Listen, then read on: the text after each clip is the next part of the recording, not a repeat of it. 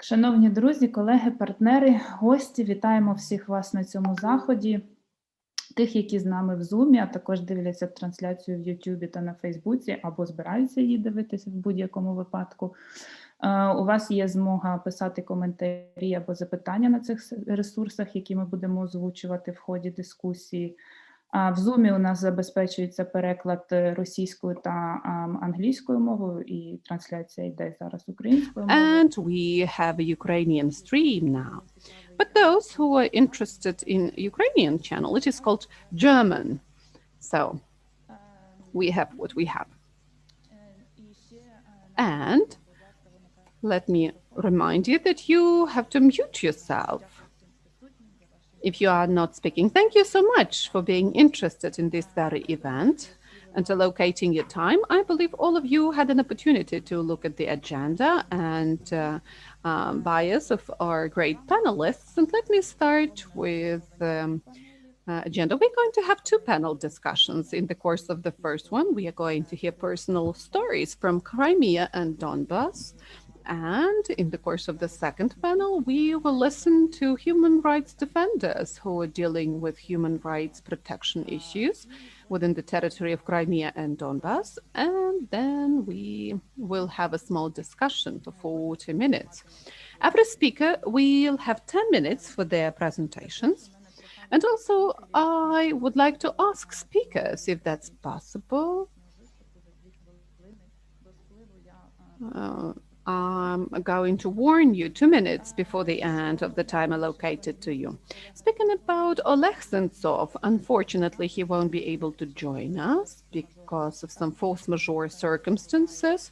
He is in a plane now. He's flying from Rome. He's shooting movie there.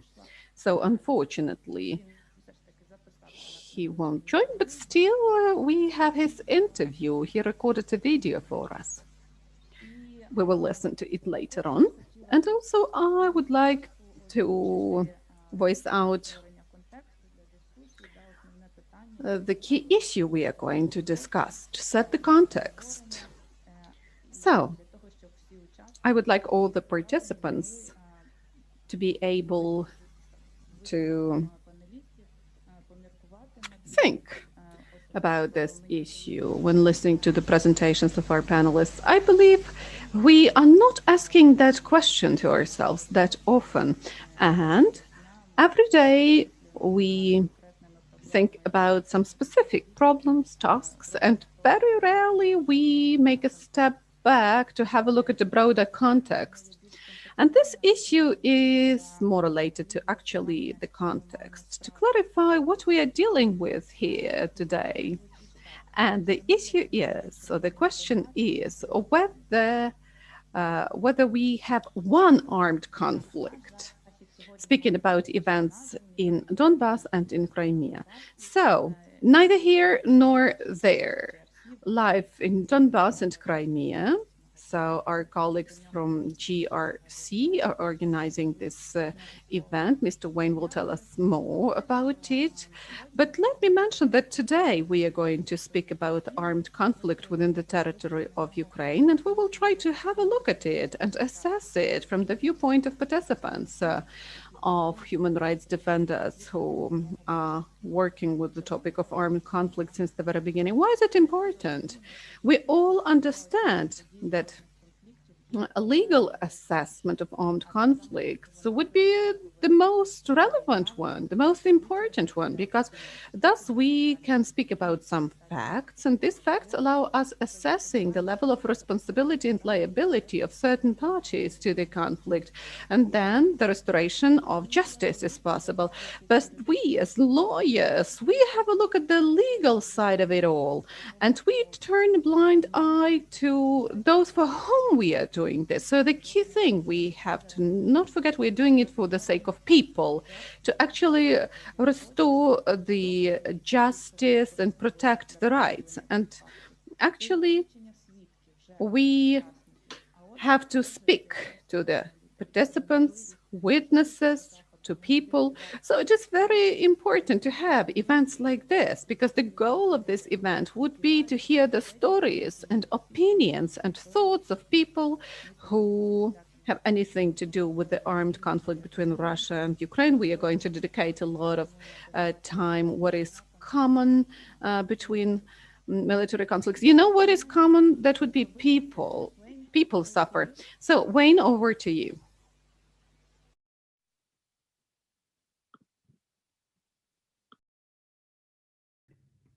Thank you, Nadia.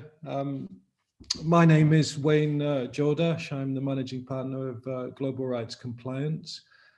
It's my great pleasure to welcome you to this civil society conference, neither here nor there, Life in Crimea and Donbas. Let me start by welcoming your excellencies and members of the diplomatic community, as well as representatives from international organizations, civil society, prosecutors, journalists, humanitarian workers, and anyone who's taken the time to attend and listen to our conference. Today's conference is part of our GRC's ongoing project, which is entitled International Law and Defining Russia's Involvement in Crimea and Donbas. It's sponsored by the Swedish MFA, and we are very grateful for that support. The project is about truth. It aims to deliver an authoritative international legal opinion concerning Russia's involvement in Crimea and Donbas. In order to do so, we are working with state authorities, multilateral organizations, and civil society across Ukraine and beyond to obtain a comprehensive view of the facts of the conflict in Crimea and in Donbas.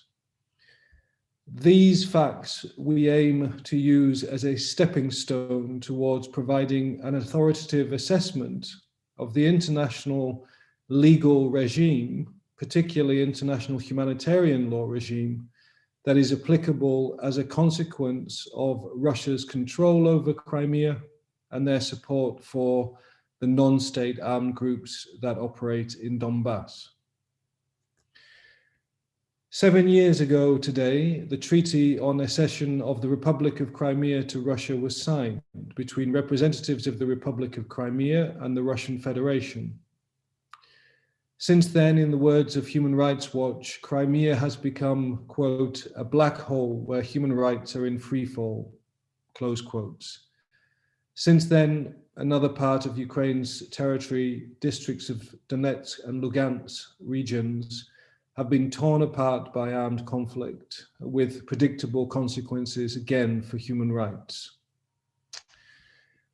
On one view, there is much to separate the two situations: different locations, different levels of support, different activities, different state policies, and so on. However, as we are uncovering in our research, there are many more similarities and commonalities than immediately meet the eye. These include the crossover of personalities, such as Field Commander Igor Girkin, alleged Russian Secret Service officials such as Igor Egorov, and paramilitary groups that appear to move seamlessly from military operations in Crimea to military operations in Donbas.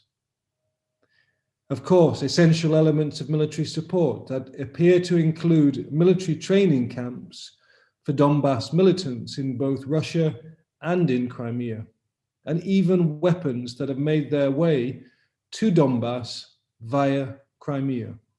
And of course, as we know, financial, economic, bureaucratic, and cultural cooperation between Crimea and Donbas that sees both surviving due to Russia's massive support. And of course, that kind of cooperation, as we've also seen, leading to persecution of pro-Ukrainian and civic activists and other minority communities, as well as other activities which appear intended to indoctrinate and encourage affiliations with Russia, the so-called motherland. To help us better understand the factual and legal significance of these issues to the question of the nature and scope of the armed conflicts, particularly whether there is a single armed conflict stretching from Crimea to Donbas, we have invited eyewitnesses and victims and survivors of the events of 2014 and beyond, as well as Ukrainian, Russian, and international human rights activists to share their experiences of life and war in Crimea and Donbas, and to discuss how they see life across these regions. The opinions that we will hear today, we will incorporate into the legal opinion that GRC will deliver in May.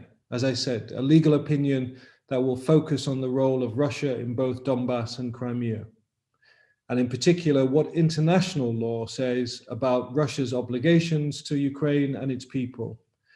We see this as vital stepping stones on the road to countering misinformation and finding the truth about Russia's involvement in war and Russia's involvement in international crimes. The title of the conference, Neither Here Nor There, Life in Crimea and Donbas. It's intended to be a reminder that whatever the legal position, we are talking about real lives caught in the middle of real tragedies. Understanding the law and these real life experiences must form the bedrock of all Ukraine's policies, including any attempt to end the conflicts. Listening to the voices of survivors, human rights defenders, and civil society is not only important, but it's essential. In particular, it's essential to the design of a fair and comprehensive transitional justice plan that meets the multiple challenges of durable peace, reconciliation, accountability, respect for the rule of law, and redress for the harms that have been done. And so before I hand over to you so that we can hear some of these essential and vital voices, let me say thank you and welcome to this conference. It's wonderful that so many of you have attended, and I have no doubt that we will all learn something today. So thank you very much for your participation. Please feel free to ask questions and comment here on Zoom or on Facebook and YouTube if you follow the proceedings from there. And of course, do not hesitate to reach out to us at GRC after the conference. I'll pass on now to our first event. Thank you. Дякую, Wayne. Thank you so much, Mr. Wayne. So we are going to start the first panel now, and we are going to start it with a video of Oleg Sentsov. I don't think I need to introduce Oleg Sentsov, right? There's not a single person in the world who haven't heard that name and who hadn't learned his story. So let us watch the video.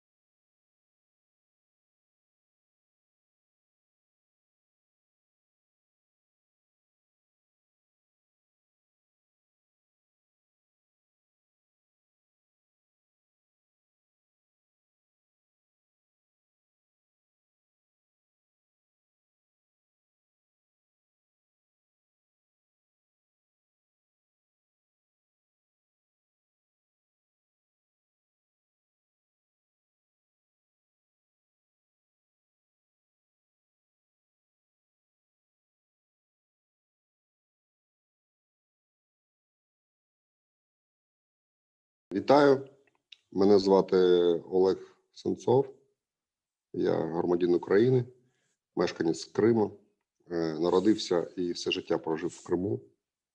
І до 2014 року ніколи не займався ні політикою, ні активним громадським життям. Я займався творчістю, я письменник та кінорежисер. Але події, які були в Києві, а потім в Криму 2014 року, не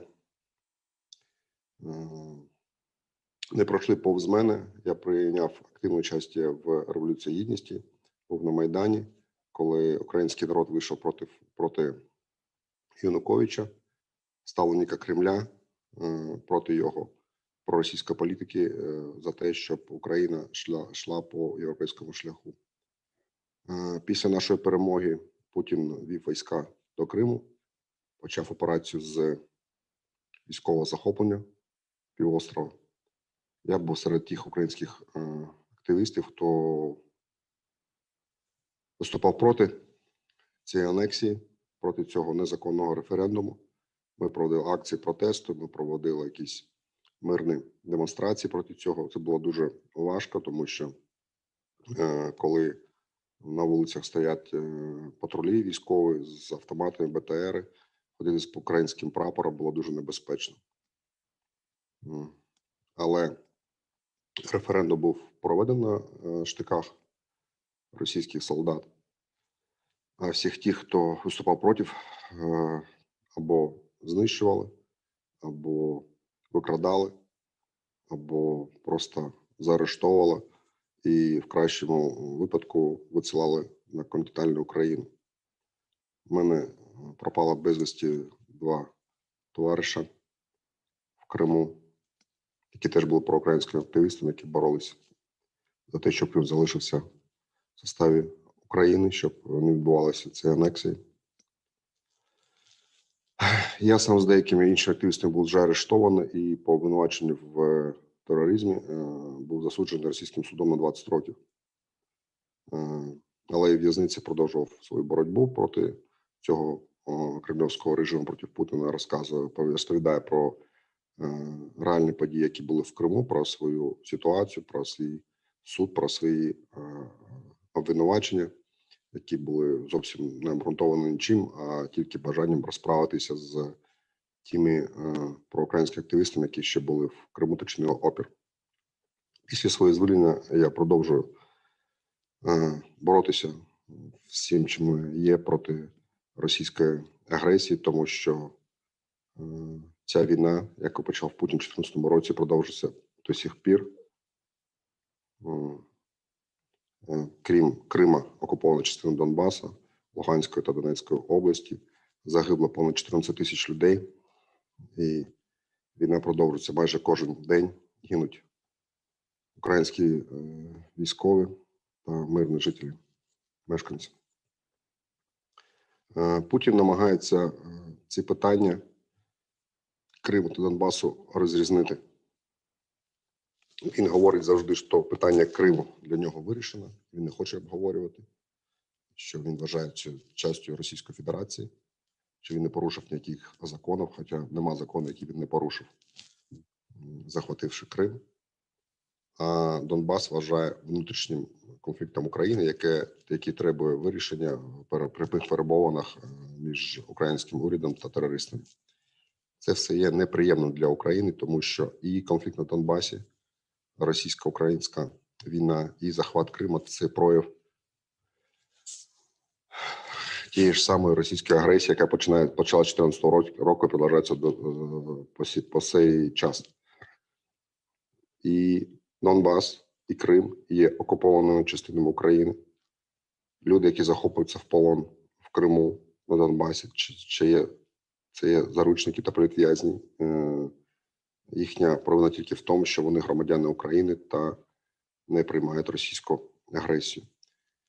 Зараз понад 100 людей знаходяться в російських тюрмах та тюрмах Криму за політичне обвинувачення, різні статті тероризму, екстремізму і шпіонаж. Але всі ці статті, так само, як моя справа, були сфальсифіковані. з одною метою – тільки подавити будь-який спротив. Перш за все, удар поноситься по кримським татарам. Це найбільш лояльна частина населення Криму до України, тому що вони вже переживали від Радянського Союзу геноцид в 1944 році минулого століття, і він продовжиться зараз. Тому що вони дуже добре зрозуміють, що сьогоднішня Російська Федерація продовжує всі традиції Сталінського Радянського Союзу, коли вони знищують цілі народи завдяки своїм політичним амбіціям. І тому ми говоримо, і я особисто, про цих полонених, які знаходяться в тюрмах Росії та в підвалах Донбасу в руках проросійських бойовиків. І говоримо про те, що ці обидва конфлікти не різні. Це один сам прояв російської агресії, гібридної війни, яка вона веде проти України. І ми будемо боротися до кінця, поки наші території не будуть звільнені. Крим, Донбас, поки всі наші заручники та полонені не будуть звільнені, а Росія не змінить своє ставлення до України і не визнає дійсно незалежність і шлях до Європи. І ми дуже вдячні всім нашим партнерам, які підтримують нас в цій нашій боротьбі за нашу незалежність. Дякую.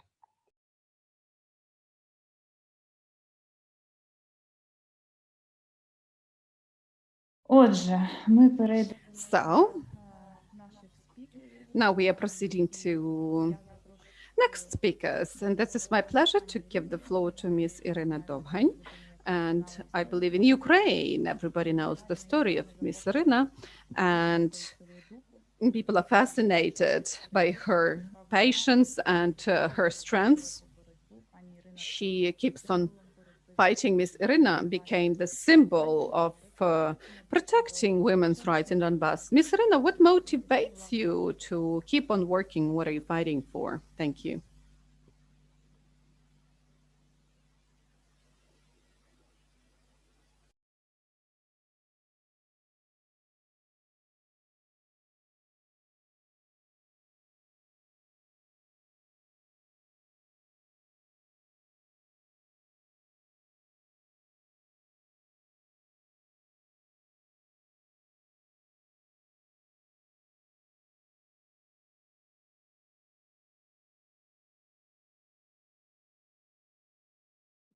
Пані Ірино, ви маєте вимкнути мікрофон. Ms. Irina, you're unmuted.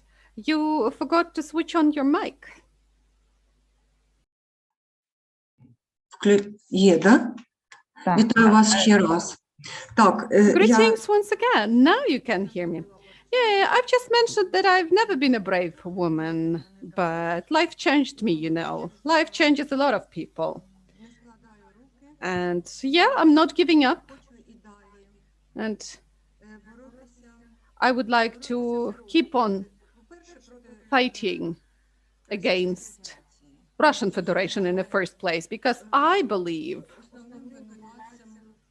namely, Russian Federation is to blame of my broken life and what I lived through, what I'm a survivor of. And what stimulates me most, well, that's not a very good reason, you know, but it's out there. Taking into account experience of other countries, I don't actually believe that I, in my 60s, will live up to that time when people who did all that will be prosecuted and will be punished for what they did. You might know what I feel inside, and maybe when I'm gone, the justice will be restored, and there would be some, I don't know, decisions made in the world that those were the wrong things done by the Russian Federation. I will never leave the Russian Federation in peace. I will be testifying as long as I live, and I will be telling the truth, and I believe this is something I can do right now to restore the justice. And let me mention what happened. I lived in Yasenovata town, and next to our town, the armed forces of Ukraine were present, like 5-6 kilometers from us. In the village next to Rozivka, there were armed forces of Ukraine. We went there with my friend, and we saw those people were in very poor condition. We wanted to cook something for them. We started bringing food to them. I believe, and I believed back then, it was something very natural for me to do. So, quite often we were speaking between ourselves that we are the citizens of this country, and this is our army. This is army of our country. We have to do that. And we have to do our best, actually, because the war is going to end, and later on we will feel ashamed that we were there and we didn't help our guys. You know, maybe I was too idealistic, but it was 2014 and plenty of people had these idealistic ideas, and I may tell you that I was not smart enough back then to comprehend to what extent it was dangerous. And I gave my tablet where there were pictures with something we've cooked, and at the background there were the armed forces of Ukraine. So this picture traveled our town, and my husband later on didn't stop when the rebels wanted him to stop. He was beaten up. Then something like 10 people arrived at my house, and one of them was from the Russian Federation, and he was in charge. And other people were like militants because they were dressed in some mixed kind of uniform. Some of them were from this village, Yasenovata, because they knew their way. And this Russian guy, he was an officer, he was in command, and at that time I realized that he was speaking with some strange pronunciation, and all of them were his subordinates. And then they took me to the Elevatorna street. This was the dislocation of the armed forces, and during the interrogation I saw this guy, this Russian guy, twice. He was sitting on the bench behind me writing something, and he did not participate in the interrogation. And then I met the investigator, a guy from the militants. It was the first day. They did not beat me at that time because they hoped that I would tell them everything. And I asked this a Russian guy, why I had to be in love with his Putin. And he laughed and asked me, why do you think that person I'm in love with Putin? I hate him. This was a very short communication with this Russian guy. I have never seen them again. And this interrogation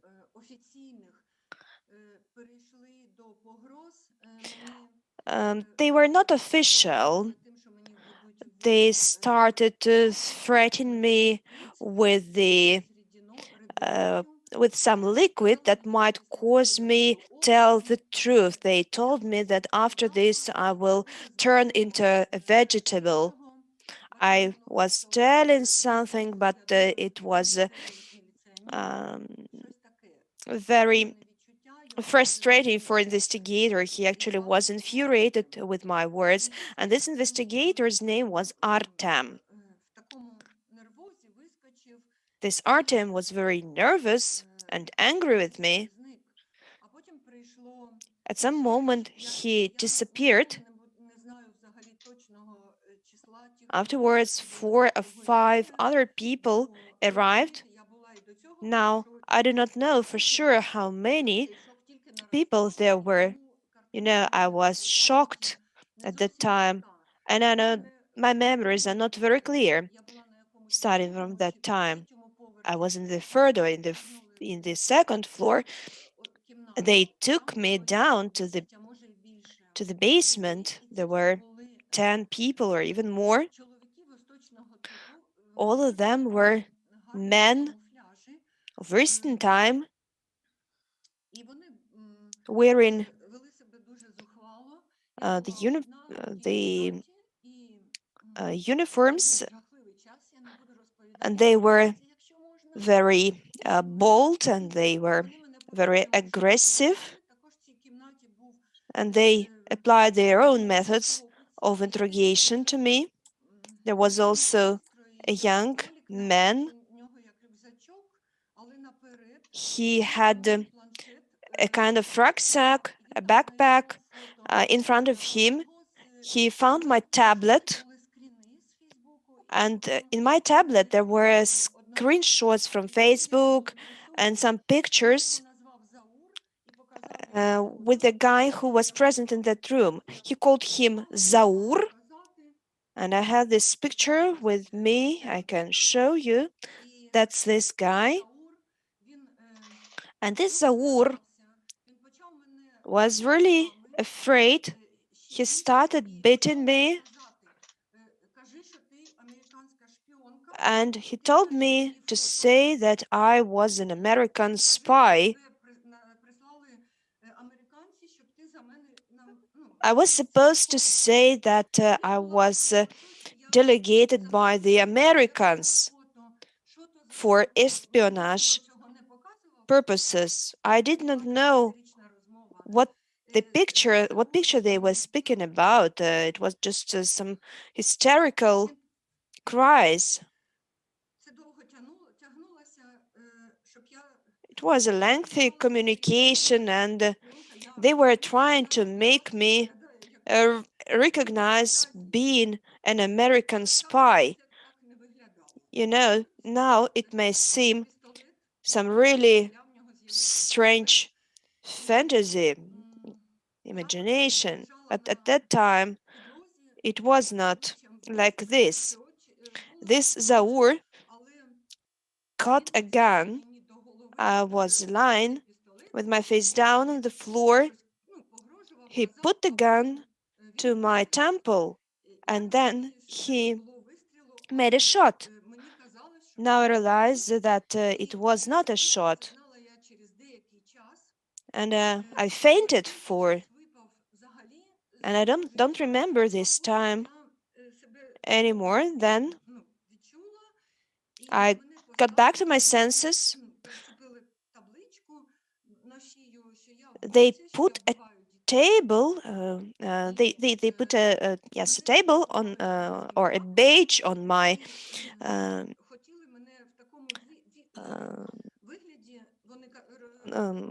onto me, and on this badge they wrote that I was a killer. I killed children, and they wanted to take me to the to the checkpoint controlled by Ukrainian army, and then they changed their mind.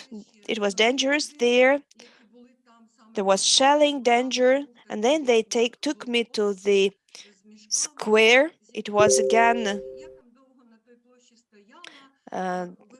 there were barricades made of sandbags, and I was standing there in the middle of this square, and the locals said that I was a spy, that they said that it was me who killed their children.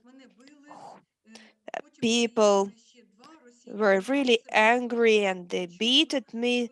Then 2 more Russian guys arrived, and they wanted to take me from these people coming definitely from Ossetia or Chechnya, but they didn't let me go with the Russians.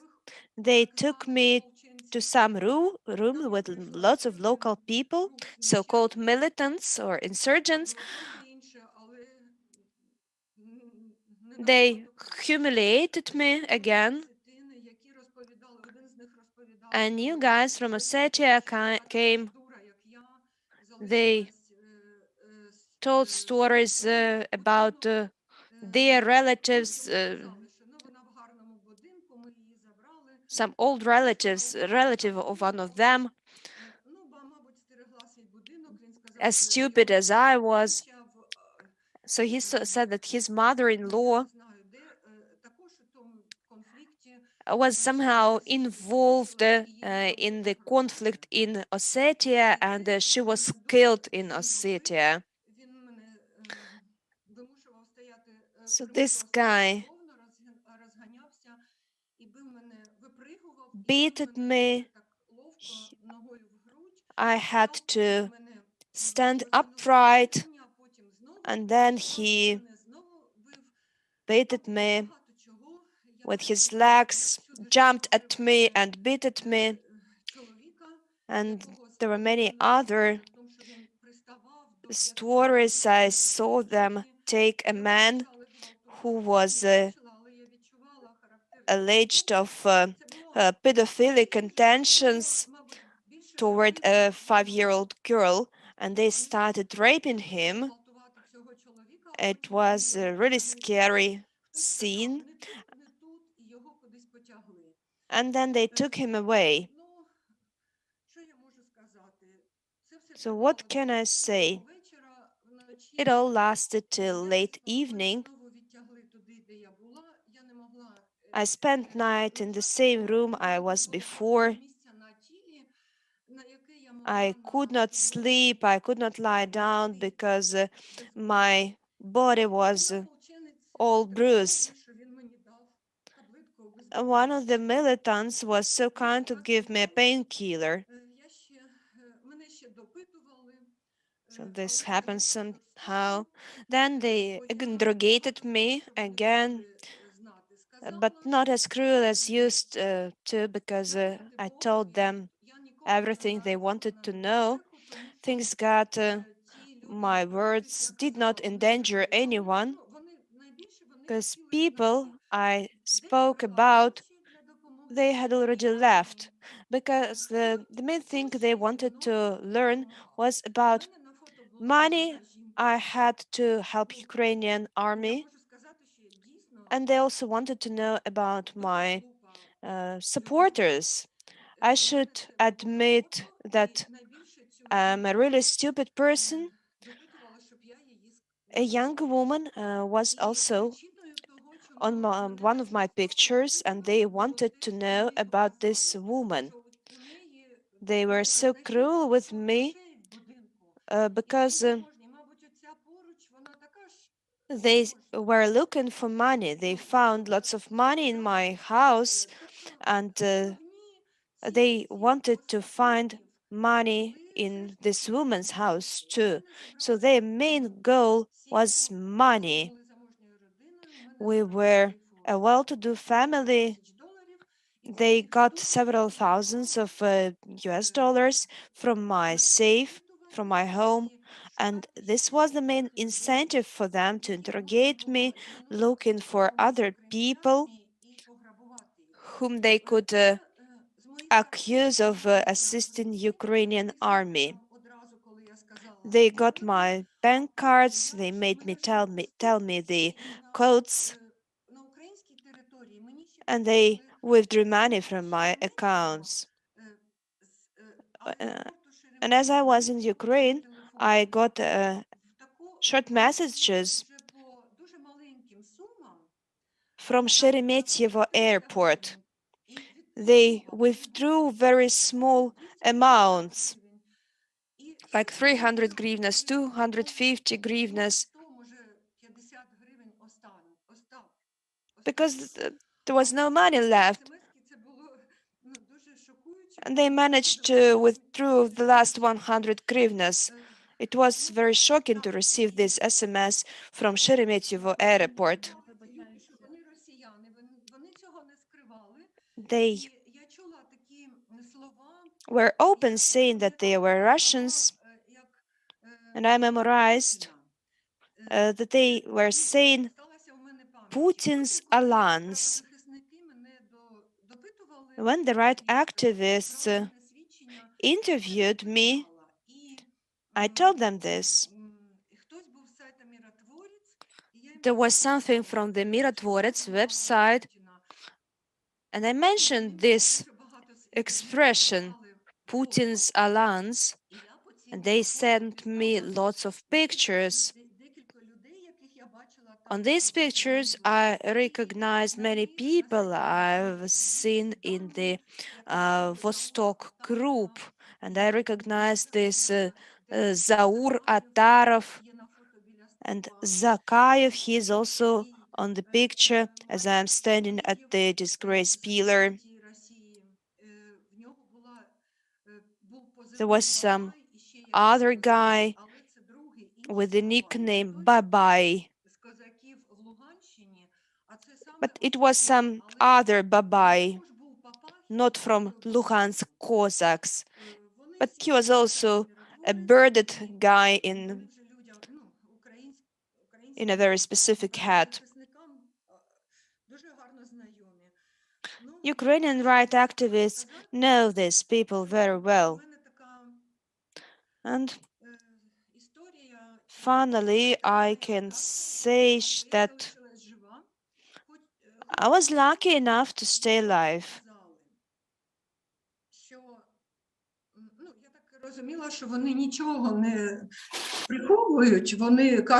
They never concealed anything from me. They were saying whatever they liked. They said that they had enough proof of me being a spy or a tipper off. And they told me that in the end they will kill me and bury my body somewhere under the fence. A picture of me was taken by Mr. Mauricio, a photographer, journalist from Brazil. He was awarded with Pulitzer Award. He was accredited as a journalist there, so he made two or three pictures of me. And these pictures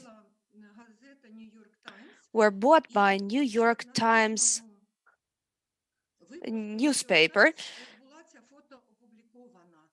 And then New York Times published these pictures very soon.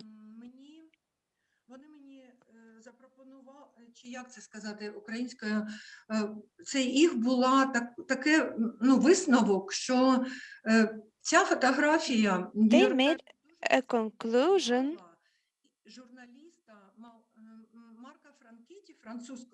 that this picture had a negative impact was for a French journalist who cooperated with the head of the Vostok battalion, the ex-commander of Alpha in Donetsk region. And this journalist, Mr. Masi, arrived to Donetsk a day after the picture was published in the New York Times, and he spoke with Khodakovsky, and then they let me go, they released me. It was a kind of a performance. Khodakovsky gave me back the keys from my car, and they were filming all this process. They let me take my car. It was, of course, damaged. And I wrote a certificate, as they told me, that I received everything back, that I received all my property back in spite of my house being ruined at that time. So I was lucky enough to stay alive, to see my children, my grandchildren, my husband again.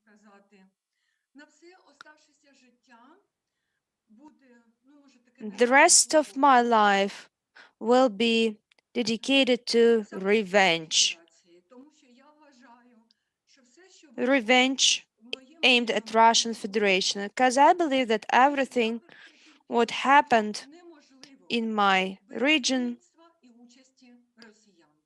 would not be possible but for Russian guidance. Thank you. I'm sorry for being very nervous and emotional. I'm a woman, I'm never ready to do as I'm supposed to. Thank you very much for sharing this story. Of course, it's really difficult to listen, to even to imagine.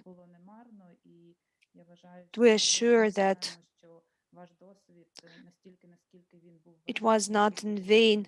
However, your experience was difficult. Nonetheless, it was be helpful for other victims of this conflict. Thank you once again. And now I would like to pass the floor to Mr. Taras Ibrahimov, who has personal experience of his rights violations. We would like to ask you about your opinion on the main violations of human rights in the Crimean Peninsula. Maybe you might give us some examples of cases you've been covering. What are the political reasons and what are the ties between the events in the Crimean Peninsula and Donbas? Good afternoon. Thank you very much for this invitation. I'm the journalist working for Crim Reali edition, and I'm also the journalist at UA Crimea. I worked in Crimea from 2015 to 2020. I worked as a freelancer for the other Ukrainian editions. In 2020, I was banned from entering the occupied Crimea and Russian Federation. The ban lasts 35 years. And the reason for this ban was very briefly expressed in a couple of sentences. They said that I allegedly was a threat for the national security of Russian Federation. Before that, I worked as a journalist for 5 years. Maybe it's worth telling you more about this experience. I'd like to touch upon the following topic. My stories, if necessary, can be found in internet. I published many materials about detentions and so on, but I'm not going to go into detail. The most recent event was my detention in spring 2019, as I was covering the trial against human rights activists, Mr. Aliyev and Ms. Diva. They are journalists and key figures, key actors in the Crimea. And another human rights activist is the head of the organization caring about children left without parent support because their parents are in prisons in Simferopol, in Rostov, or in Bashkirstan.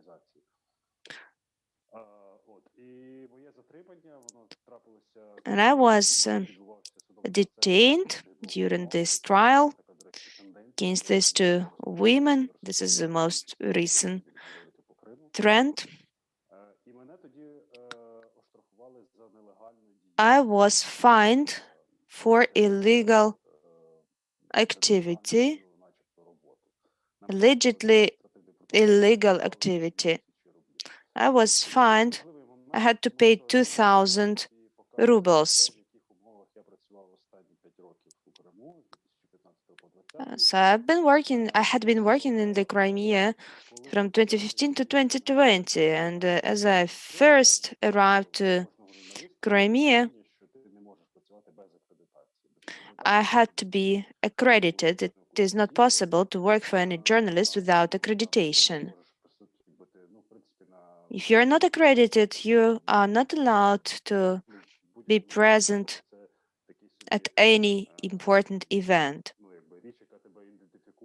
So this is to identify you as a journalist. Nonetheless,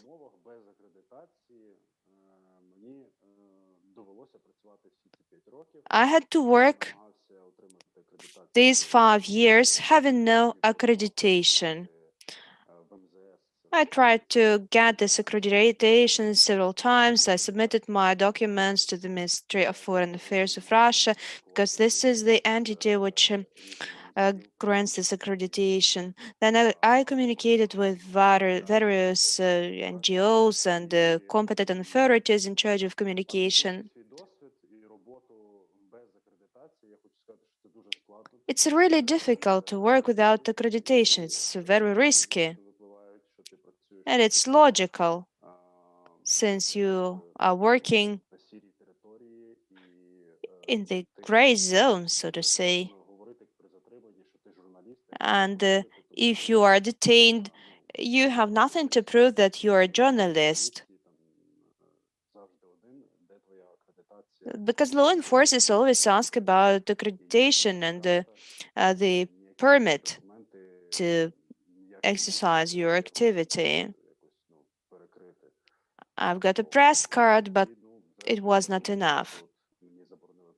So finally, I was banned from entering Crimea. It's important to say that until now,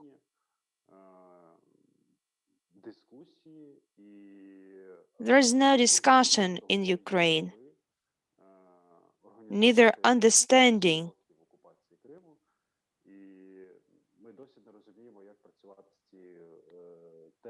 Understanding of this topic. So I mean the work of journalists in the territory of the Crimea. In my opinion, such people should be present there. And my experience is not unique.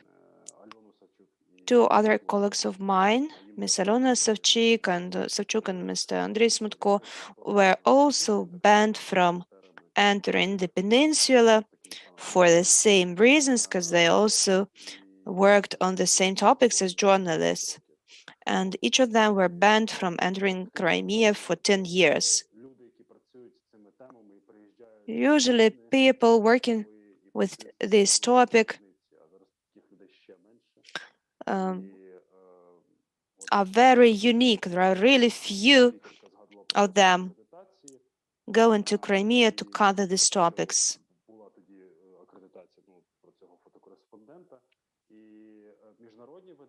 And international editions manage somehow to get accreditation for their journalists. It is quite risky, and local authorities are not always eager to disclose what's going on. However, the international editions make it possible for their journalists from Germany, from Europe in general, to get to Crimea and to work on the basis of accreditation. Unfortunately, Ukraine failed to ensure this accreditation for its journalists, and the journalists themselves have no understanding of how to work on the territory of the Crimea and whether it's worth going there. In my opinion, definitely it is. And what we've got as a result, we've got this information vacuum. Personally, I witnessed in 2015 the situation as the last journalists of Inter were leaving Crimea. So they said that they were not going to work in this territory anymore. And there are cases when journalists came from the rest of the territory of Ukraine. They wanted to work with the victims of the local authorities, persecuted for political or religious beliefs. The journalists are like mediators between the society and the regions in conflict. For these people being under persecution, it's important to know that they are not forgotten, that somebody visits them.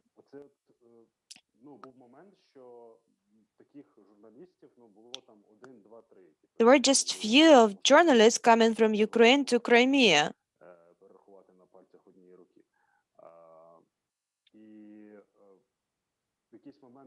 At some point of time, I was banned from entering the peninsula, just like my colleagues.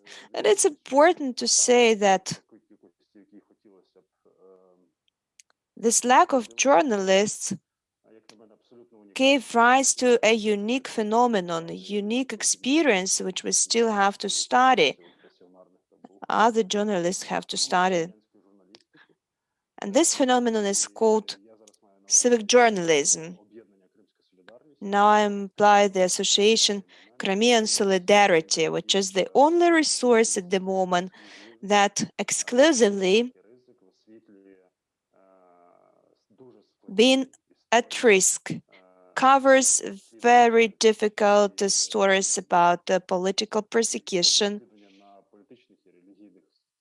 and religious persecution as well.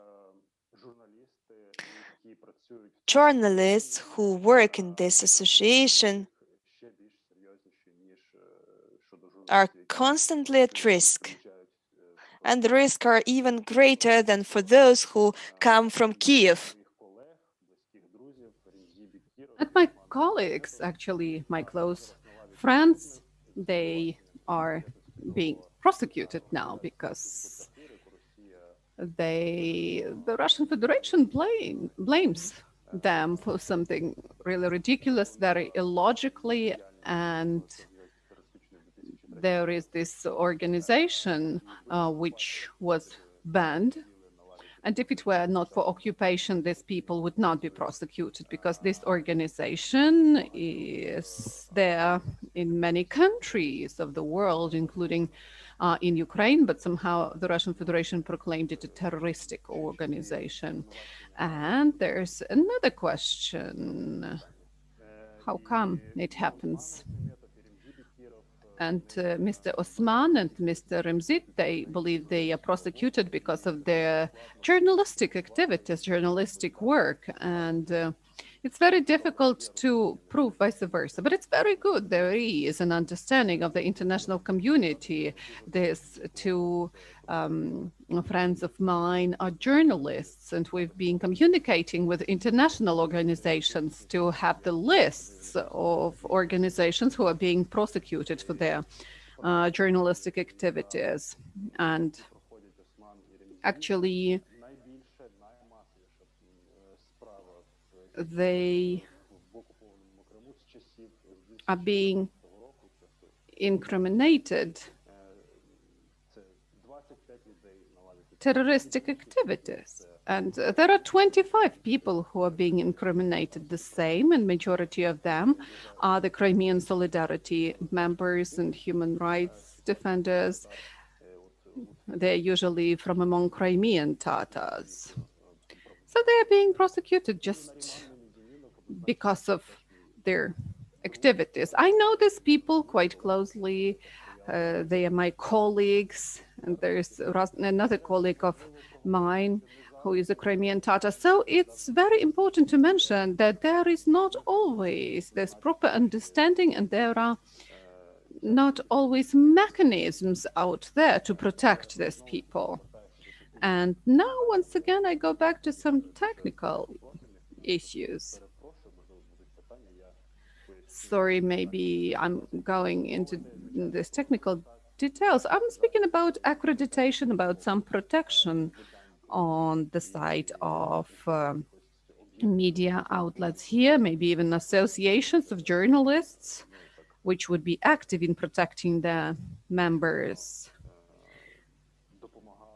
and which would be helping journalists if to compare to the situation right now, especially those in Crimea, because these cases are overcomplicated. And majority of people who are being prosecuted in Crimea, they are Crimean Tatars and Muslims, and they incriminated terroristic activities. So there are various cases, of course. We see cases about failure to notify police about crime being committed, etc. And we have to explain about it all. We have to write good materials about this. We have to be out there. Well, but one thing is to tell the story when you're based in Kiev. You are not that well trusted because viewers, readers, they understand, well, if the journalist is there on the spot, they may be telling the whole truth, the whole picture, right? But when the journalist is writing from Kiev, that's not like first hands, right? And we want our readers to trust the story we write. But when you're not out there, that's a different story. Well, nevertheless, we shall write, but it's always better when you are there talking to these people. So it's important to go to Crimea, see it all with your own eyes. It's difficult to write a material if you haven't seen that. Well, I was banned into the Crimea. Now the ban is lifted, so I plan to travel more actively to the Crimea. Still, I have a lot of ties, colleagues, friends there, so we're in touch. I strongly hope I wasn't talking for too long. And if you have any questions, please ask. I was trying to give you the comprehensive story. Thank you for this opportunity. If you have any questions, I will be glad to answer those. Thank you so much, Taras, and you raised very important things, very important issues about this armed conflict. And I believe this phenomenon of informational occupation is one of the greatest challenges the international community faces and we face. I had an opportunity to raise this issue at international events, and actually we didn't get any specific answers how to solve these problems. Even the brightest minds didn't know what could be the way out of these situations. And now I would like to give the floor to Konstantin Reutsky and the view from Donbas. Konstantin is also human rights defender, and his human rights were violated in 2014, and it's very interesting to hear your experience as human rights activist and as a person from Donbas himself. So we would like to compare what you say with what we've already heard. Thank you. Hello, and thank you for inviting me to attend. Thank you, previous speakers, for your stories, and thank you, Miss Irina Dovhan.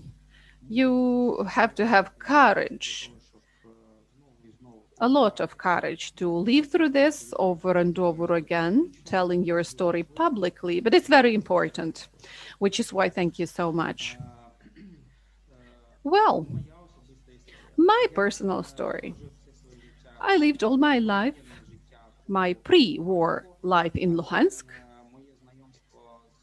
and Then I met pro-Russian forces in spring 2010 back in Crimea.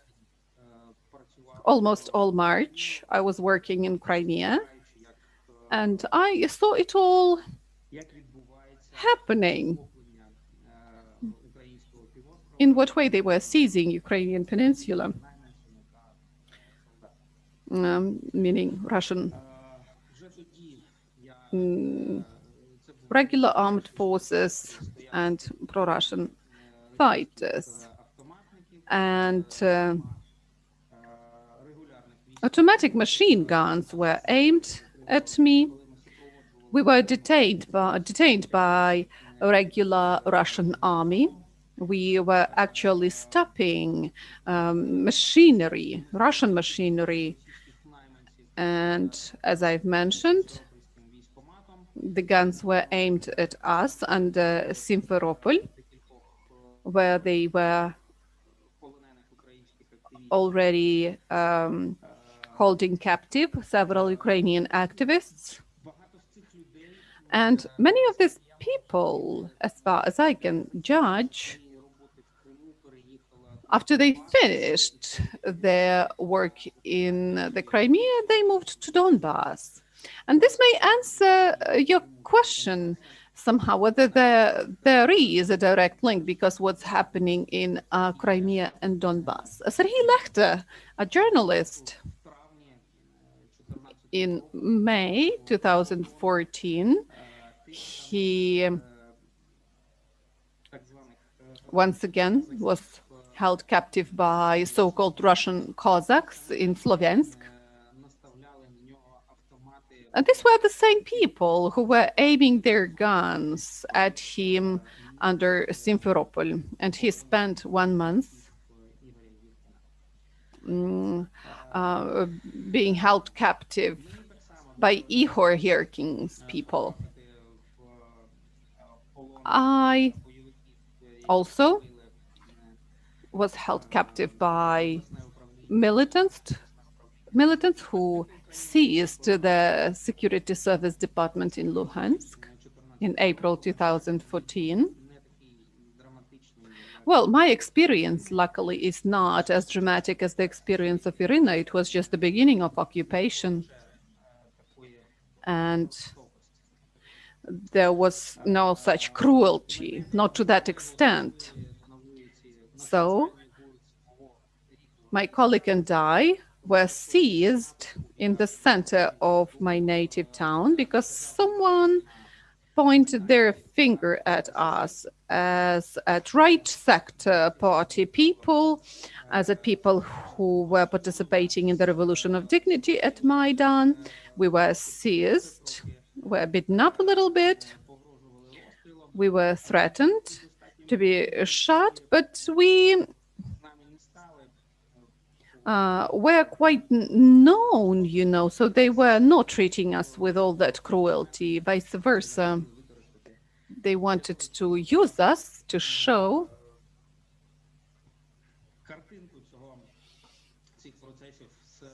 actually the picture of these processes from, so to say, the better side. We had a tour inside the seized building, and they allowed us speaking with various groups of these militants. And I can tell you that this so-called rebels were from among the locals, but their leadership, their commanders, obviously were from the Russian Federation. And the striking groups, as we called them, were also formed out of those from the Russian Federation. We were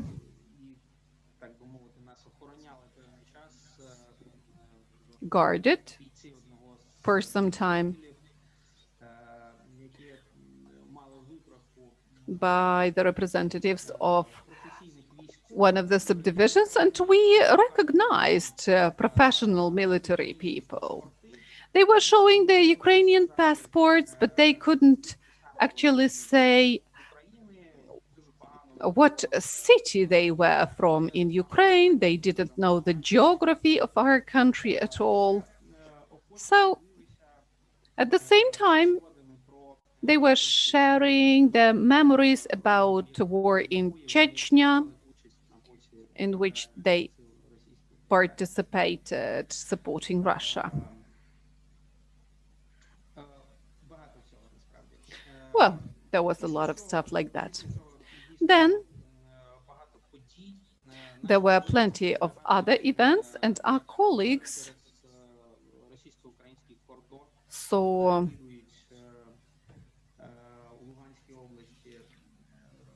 new people coming to Luhansk Oblast from the territory of the Russian Federation. Also weapons was received. And there was Ataman Kazitsyn people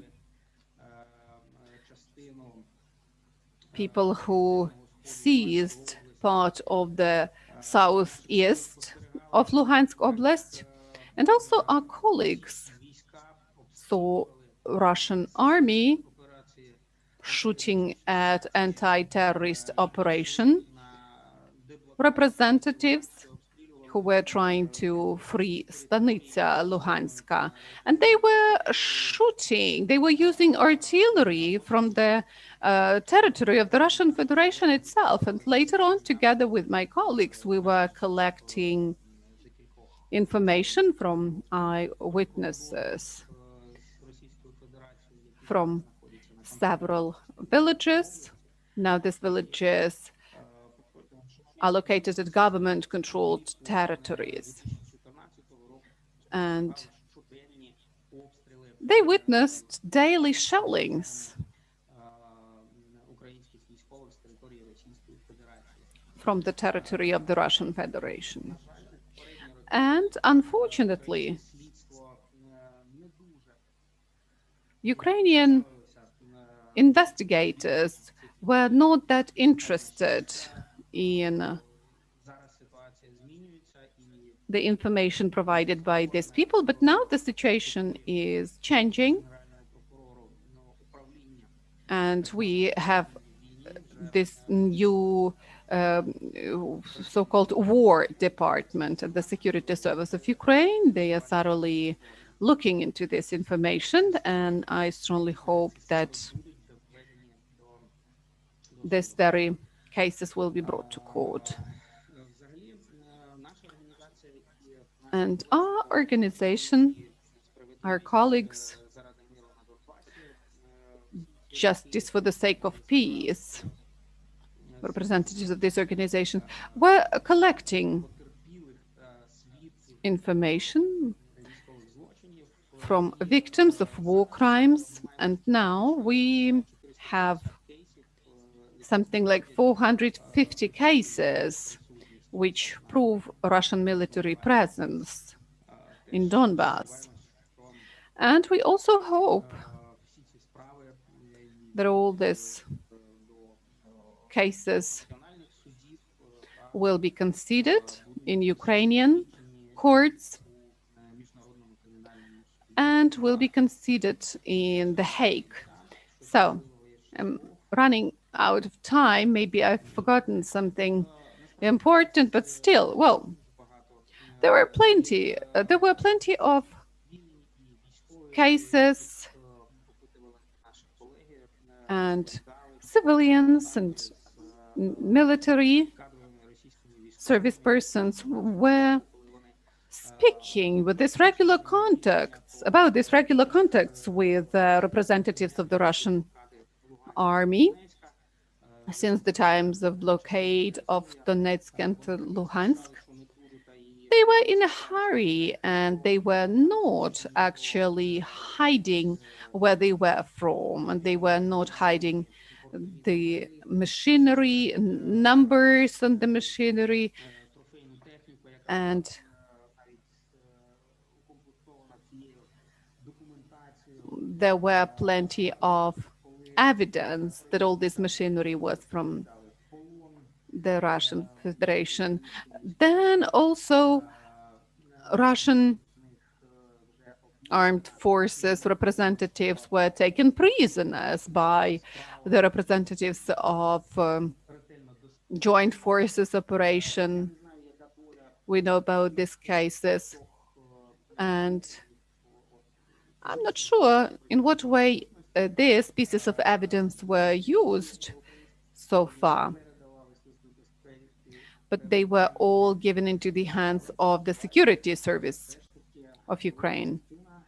But actually, I believe majority of these cases will be considered in court and justice will be restored. If you have any questions, I'm ready to answer those later on.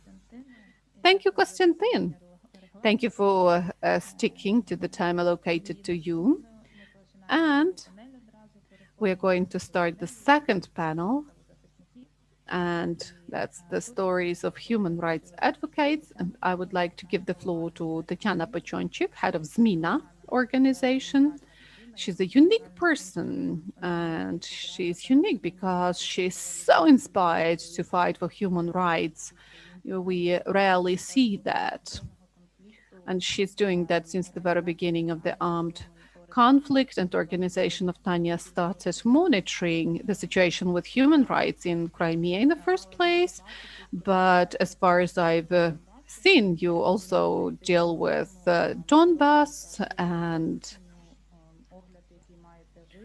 that's very great, everything you're doing. That's a unique work you do, and we are going to be very grateful if you share your views and what do you think about similarities between situations in Crimea and Donbas. What are the differences and similarities in terms of political ties, economic factors, etc.? Tanya, the floor is yours. Hello, dear colleagues. Nadia, thank you for inviting me here for an opportunity to present at this very conference. Well, speaking about similarities between Donbas and Crimea, I don't have any doubts that this is one armed conflict. And the goal of the aggressor state, of the Russian Federation in this very conflict since the very beginning was and still is not just to seize Crimea and Donbas, but to have influence on the whole territory of Ukraine, and attempts to have Ukraine within its area of influence. All the story with Crimea and Donbas started after Euromaidan, after the revolution of dignity in Ukraine, because back then President Viktor Yanukovych, regardless of his previous declarations, suddenly decided to change the course of the country and refused to sign the association agreement with the European Union, which was being prepared back then. And several months in winter 2013-2014 led to fleeing of back then president, and Russia started attacking in the military sense Ukraine. And Ukraine was really weakened because Ukraine didn't have back then the head of the country, the president, and 100 people were shot at Maidan. And then Russia started its armed aggression in the Crimea. And, well, previously, Russia was trying to manipulate. They were saying that there was this referendum and people from Crimea really voted.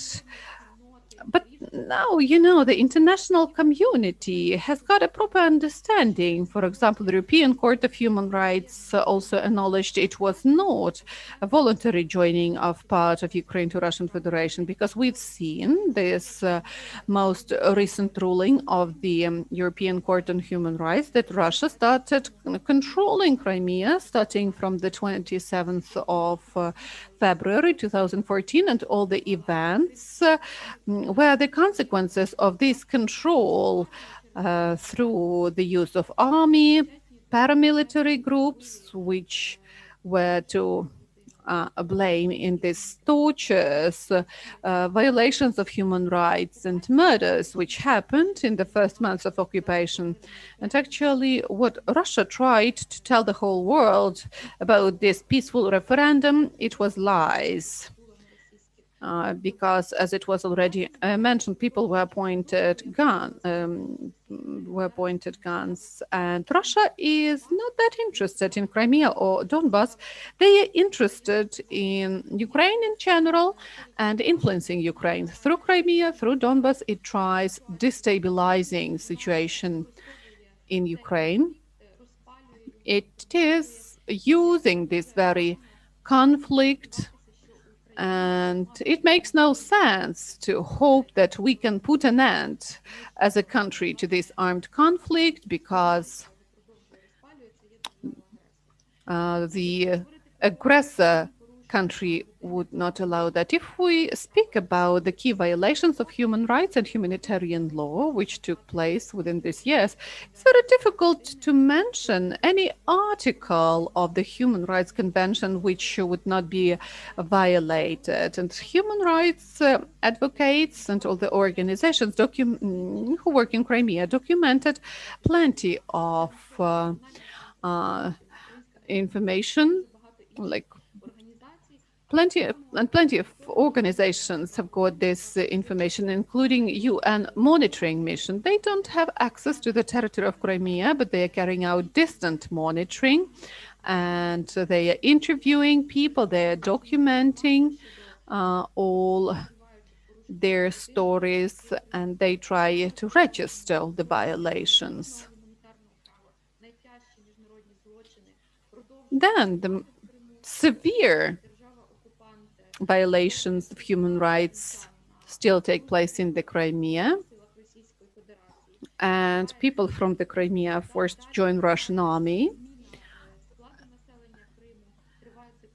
They keep on deporting people from the territory of Crimea and bring their people to the peninsula.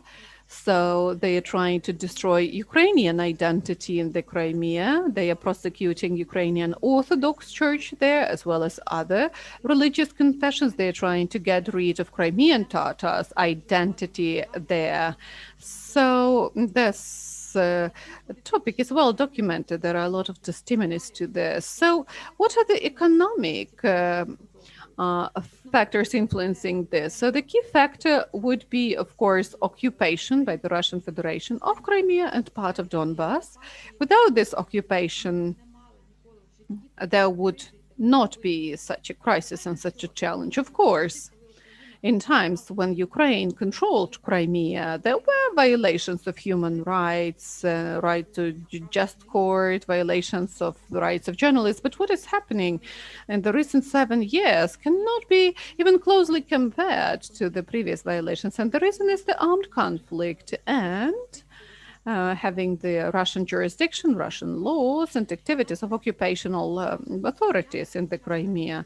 So, also, as the Russian aggression started, Ukraine was very weak because the president fled, part of the government ran away from the country. We had very weak army, corruption, as well as other problems, which were weakening the country from the inside. And our special services, the security service of Ukraine, they were full of Russian agents, and those serving in the security service of Ukraine had Russian citizenship, which is ridiculous. And there were no decisive steps taken to protect the country back then.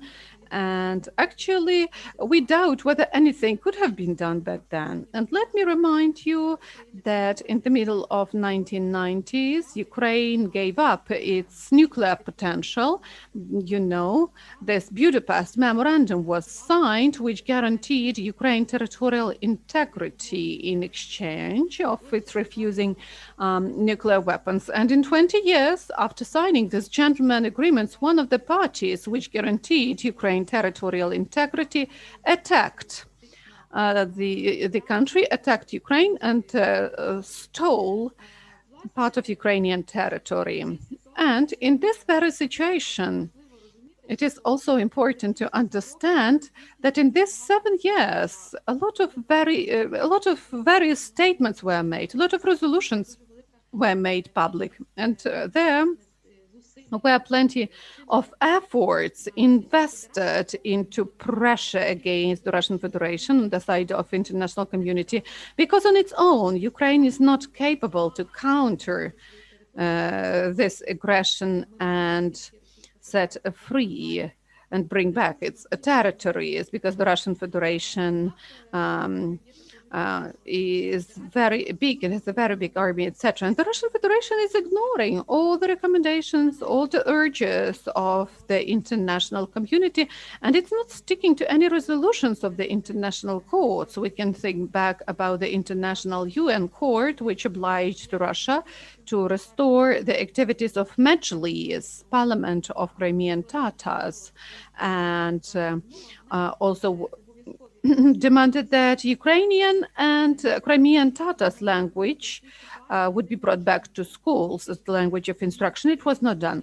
And the only thing which actually restrained a little bit and localized the Russian aggression was the mobilization of Ukrainian society, volunteers' efforts in Donbas. So the army, the volunteers did their best to fight back the Russian aggression, and also sanctions against Russia were introduced. Economic sanctions, sanctions about separate residents of the Russian Federation, and these efforts were sufficient to actually restrain further sprawl of the Russian armed aggression or creation of Kharkiv, so-called Kharkiv, People's Republic, or Odessa People's Republic. Though there were attempts to do so, and there was Novorossiya project within which they were trying to seize even more territories of Ukraine, but these attempts were not enough to force the Russian Federation to get out of the territory of Ukraine and go back to its internationally recognized borders. So here, I believe it's very important to speak about strategy. What can we do as the civil society? Because it's the 8th year of the occupation, of the armed aggression, and what can be our actions, what kind of actions we can resort to in this very situation? In the first place, we have to understand this important fact that there is direct connection between the situation which is taking place in the Russian Federation and in what way it influences Ukraine and the armed conflict here. Russian legislation also is passed to control the territories, and this legislation is much less democratic. It is not in line with the international standards, and by applying this legislation, Russia aggravates the difficult situation with the human rights in Crimea. The number of political prisoners is growing. Over the past several years, there haven't been any massive releases after the release of Oleg Sentsov and other political prisoners. A couple of dozens other political prisoners are now in jail after these releases. So the total number of prisoners has increased, and the most recent case is the case of Yaroslav Yusupenko. He was the freelancer working for Radio Svoboda. Now he is alleged in charges of espionage. This is another case of Russia accusing Ukrainian citizens of espionage and other actions. This is especially critical at the time of the occupation's anniversary. So they launch various narratives about spies, about illicit journalist activities. We've heard Taras Ibrahimov. He told us that it's really difficult for journalists to get accreditation to work there. Many journalists do not have any official status, and it's very easy to sentence such people, accusing them of some fake espionage activities. Russia tries to hush down the critical voices in the Crimean Peninsula, and it blocks the international access to Crimea. It blocks the access of a journalist going to Crimea, such as Taras Ibrahimov or Alina Snitko. People who are not journalists trying to cover the situation, thus contributing to the civic journalism. Now, at least 8 civic journalists from the Crimean Solidarity are in jail on fake allegations, on fake charges related to terrorism. More other people are under trial. Thus, there are about 100 Ukrainian citizens being political prisoners in the territory of Crimea and in Russia. 10 of them are official journalists and human rights activists. Now, let's come back to the strategy. We have to make 5 steps. First, human rights activists and their respective organizations should invest efforts to document all the violations of human rights and humanitarian law occurring in the Crimean Peninsula. None of the organizations, neither OSCE or UN, have any access to the peninsula. Thus, we have to document these cases and we have to submit the proofs to the international courts, to the international organizations, to advocate, to disseminate information, to advocate human rights. And secondly, we have to increase cooperation between organizations working in the Crimea and Donbas. It happens so that our organization has been involved in the Crimean affairs. Indeed, there is a potential, there are lots of shared patterns, there are lots of opportunities to build on our joint strategies, because these 2 conflicts result from the same root cause, and we have to cooperate, we can to unite our experience looking for solutions. Then step number 3, we have to support the civic initiatives, the groups being still active in the occupied territories. From the point of view of risks, perhaps it's safer in the territory of Crimea and it is absolutely dangerous in the territory of Donbas. Nonetheless, such groups still exist, they are still in operation and they do need our support.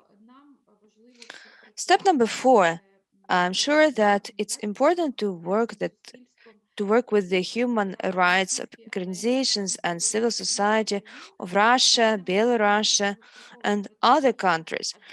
This cooperation should be the foundation of our long-term strategy. The civil society is inactive in Russia, and this is another contribution to authoritarian regime in Russia. Inside the Russian Federation, the critical voices remain unheard, and they are not crucial. Over the past 20 years, the Russian Federation has been consistently oppressing the free media and the civil movement. So I think that this cooperation should be the part of our long-term strategy. Now this cooperation is of a sporadic nature, yet I believe that Ukraine has to support the civil movement in the neighboring non-democratic states such as Russia, Belarus, and Kazakhstan.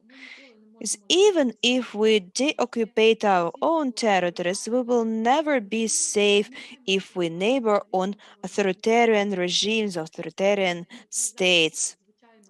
So it's critical to collaborate with the journalists working in these states. Many of them are disappointed. However, we have to demonstrate our solidarity with them. And step number 5, we really have to work with the Ukrainian authorities. They have to pass the appropriate laws to reintegrate Crimea and Donbas, to deoccupy them first and then to reintegrate it with the rest of Ukraine.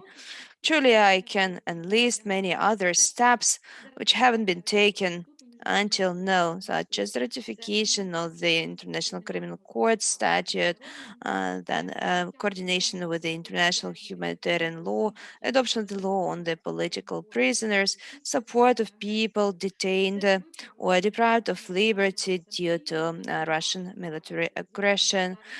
It is also important to work on the sanction legislation, monitoring of sanctions, and holding the perpetrators liable. We've been observing some positive changes, such as the strategy for the occupation of Crimea. The Minister of Foreign Affairs agreed to launch the so-called Crimean platform, and finally, in the 8th year of occupation, we'll have the permanent platform where we can discuss, raise the problems of the Crimea. Another positive change is the working group on the transitional justice. This working group works as part of the commission under the auspices of the presidential office. There is still lots of work to do. We should not forget, of course, about the reforms in Ukraine, such as fighting corruption, because we as Ukraine would like to be attractive for people living in the occupied territories. We should be perceived as the corruption-free country, as the country with a fair trial, with the high-quality system of justice, because only thus they would be eager to come back under the control of Ukraine. Thank you. Дуже дякую, Таня, за те, що підняла Thank you, Tatiana, for raising a number of important issues. We've got 2 speakers more, and I will ask you to keep the timeline. Now I'd like to pass the floor to Ms. Stefania Kulagina. She's the Russian human rights activist, so her perspective is very important. She's the head of the Memorial Center protecting the discrimination victims. As far as I understand, Stefania works closely on the issues of citizenship. So, Ms. Stefania, the floor is yours. Thank you very much. Can you hear me well? Thank you for this opportunity to speak in front of you. I'm happy to welcome all the participants. Many thanks to those who shared their stories in the first part of this meeting. Ms. Irina, Mr. Taras, they told us about aggression, about the violation of human rights, about cruel repressions they have suffered themselves. Here I represent the organization Anti-Discrimination Center, and the focus of our work are people subject to discrimination. So these are vulnerable groups from the point of view of discrimination. What we've heard before related mainly to people with clear civil position, with clear understanding of the sides. And we are trying to focus on the groups which are most vulnerable to discrimination and repressions in spite of being completely apolitical, while being sometimes even stateless. Nonetheless, these people find themselves frequently in the situation of war. Some of them lost their lives, some of them lost their property, some of them were hammered by the repressions. When we hear about Crimea and Crimean Tatars, we understand mainly that it's about the activists, about the Crimean Tatars who experienced political repressions just because they did not accept the policies of the Russian authorities and they did not accept this occupation. The Tatars and the Ukrainian-speaking population are always in danger of repression. Even children who cannot be politically focused because of their age, they still can be under threat of repressions. I'll try to be very brief because I want to lay aside a little bit time for Q&A, and if we do not have enough time for discussion, I will send you some documents for you to understand what cases we are documenting. So we've been trying to document the situation since 2014. I do not have any presentation, but I will be showing you some reports. This first report was called Romas and War. This was a report about violating rights of Romas in Donbas as a result of the military conflict. We analyzed the situation of people being under shelling. We covered the attempts to go somewhere. The major part left their homes and tried to seek a refuge in Russia, but they never got any support there. In spite of hearing from the media that Russia was waiting for them. In fact, they didn't get any support and they didn't get even the residence permit. And then we started working on another report. And this report is entitled, "It seems that today nobody is shooting." This is the quotation. One of the eyewitnesses said this. That's the picture demonstrating the way of life who arrived to Batalsk in Rostov region. They live in terrible conditions. And Roma population suffered because at least one member of each family didn't have documents. For instance, in one of the gypsy families, the child was born during the hostilities, and it was not possible to register the birth of this child. In Mariupol, it was not possible to get the documents because the authorities were closed down. They did not have any documents for this child, and they tried to cross the border with this child. And another case was the case of a family with a daughter-in-law having no documents. So it's a quite a frequent situation. Unfortunately, the girls get married and they start living in these new families having no documents. So unfortunately, these cases are not uncommon. And we had an interview with this girl, this daughter-in-law. Her family members tried to transfer her in the in the luggage space of the car. Then I'll show you another report called Statelessness in Russia and Ukraine. The most characters of this report are of Roma origin, of course. In fact, these people are not stateless.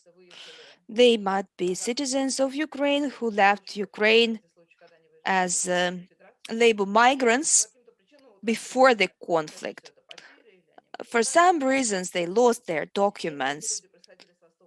Maybe they were stolen or something like that.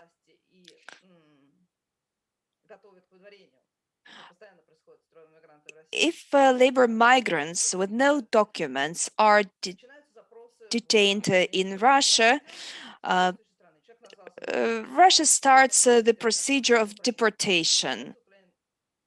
And two ministers of foreign affairs, Russia and Ukraine, start communication. And unfortunately, in many cases, the Ukrainian Minister of Foreign Affairs does not confirm the citizenship of these people, because these people are from Donbas, from the eastern territories. So de facto, they are not controlled by Ukraine. Therefore, the ministry cannot confirm that these are Ukrainian citizens. But since they have no documents, these people cannot leave Russian territory, and they cannot be accepted by Ukrainian government. We communicate with these people, try to support them. One is the case of an orphan who went to Russia as labor work and as labor migrant. Then there was another case of the woman who could not leave Russia because she had to take care of her beloved one who was a disabled person. Moreover, we've documented some cases when Russian migration authorities do not get reply from the Ukrainian authorities, and they have to communicate with the so-called occupation authorities, thus receiving the permit for transferring these people to Ukraine. So these people who used to be the citizens of Ukraine find themselves in the situation when they are not recognized by Ukraine, and then they are delivered to the territories occupied by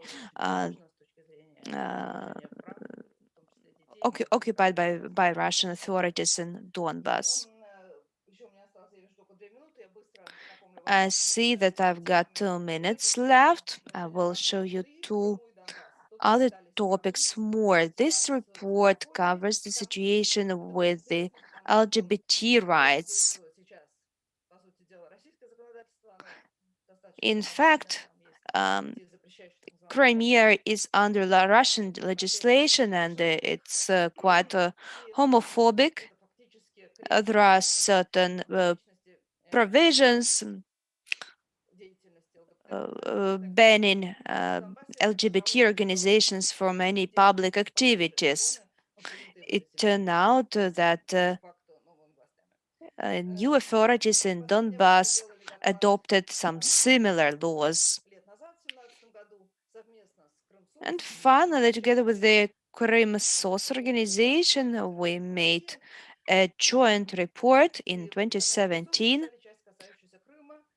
on Russian occupation in Donbas and in Crimea. In this publication, we focus on the growing racism.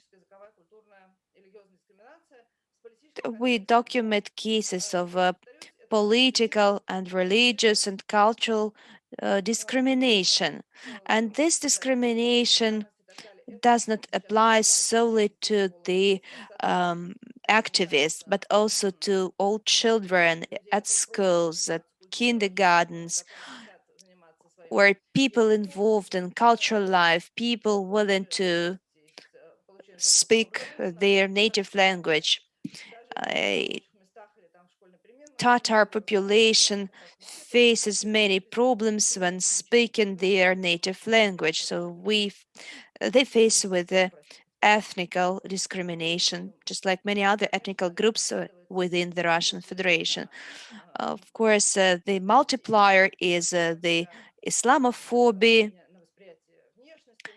The names and the appearance also are perceived with a racism attitude.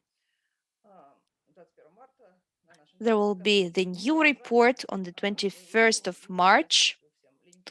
I will give you a link to this update on the situation of the Crimea Tatars over the past 3 years. Thank you. Thank you very much for this interesting presentation, for your story about your valuable work. I think that many colleagues of yours will be highly interested in these publications. We are going to monitor your activities to follow you. Thank you. And our final speaker will be Miss Lila Gemerji. She's the symbol of fight for the rights of the political prisoners in Crimea. Lila, the floor is yours. Good afternoon. Thank you for this opportunity. We are speaking about the Crimean Peninsula, about the events that took place in 2014. It is important to analyze the situation, to analyze the changes which happened after 2014. Until 2014, there have never been any terrorists in the Crimea, but after 2014, the Crimean Tatars got the status of main terrorists, and the role of spies was attributed to the Ukrainian citizens, Ukrainian-speaking citizens. A big number of searches and detentions took place in Crimea over this time. Many people who are detained and sentenced are elderly people, and if they are sentenced to the long-term imprisonment, this means that they will spend the rest of their lives in prison. 7 out of 37 detainees are fathers of many children, from 7 to 13 children. Now, the number of kids without fathers is 191. 12 of these children were born after these fathers were arrested. Another child will be born in 4 months. There are children with pathologies, with disabilities. And these diseases were provoked by the searches and the stress. Most of the people arrested are activists and members of the Crimean Solidarity Organization. There are civic journalists, there are human rights activists, and all of them were awarded, and their activity was publicly recognized. For instance, Mr. Mustafayev was recognized by Amnesty International, and he was awarded with a prize for his services. This is, I think, a high praise of his activity. It would be logical to ask what was found during these searches in the houses of these people. So what items would be the proof of their terroristic activity? The most interesting thing was that the books were found in their houses. The books were recognized as the tools of the terroristic activity. At the same time, we continuously hear from the media that there are no persecutions, that these are fake allegations, there are no charges. But how can we explain that the religious leaders are persecuted? Virtually, they are held liable for the religious services, for various rituals, and all this is presented as illicit missionary activity. And a new trend is allegation of extremist organization financing. This year we documented the ban to speak the Tatar language during the trials. The right to speak this language is continuously violated. 5 people involved into one of these politically based cases had to leave the courtroom because of speaking the Tatar language. This is just a small part, just the tip of the iceberg. How can we also assess the persecution of Ukrainian activist Yelizaveta Pavlenka? After the search in her house, some texts of Ukrainian songs were found, and she also had a small piece of the yellow paper, and there she wrote that she was in the zone of discomfort. There is nobody shooting in the Crimea, but there are lots of cases of abductions, tortures, and humiliations. Some of my colleagues tried to get access to Mr. Yasipenko, but yesterday Alexei Oladin was told that his file, his personal file, includes the notification about calling Federal Service of Security. One of our lawyers failed to contact him, but based on the oral information provided by FSB employees, Vladislav refused from any legal support of these very people, and this can highlight. And by the way, on the body of Vladislav, there were the signs of him being beaten up. He was not broken, but still he was refused any legal support, any access to lawyers. So it will help breaking him down, I believe, unfortunately. And the interrogation of Yelizaveta Pavlenko, Ukrainian activist Vladislav Yasipenko was talking about, lasted for 8 hours. 8 hours of pressure and intimidation for open journalism, for objective journalism, and for her position.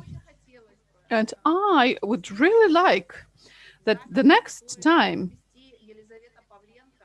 in her notes, there would be no words about the discomfort zone, but there would be actually stories of families and children about reintegrating with their parents, fathers who are being deprived of liberty so far. Thank you so much.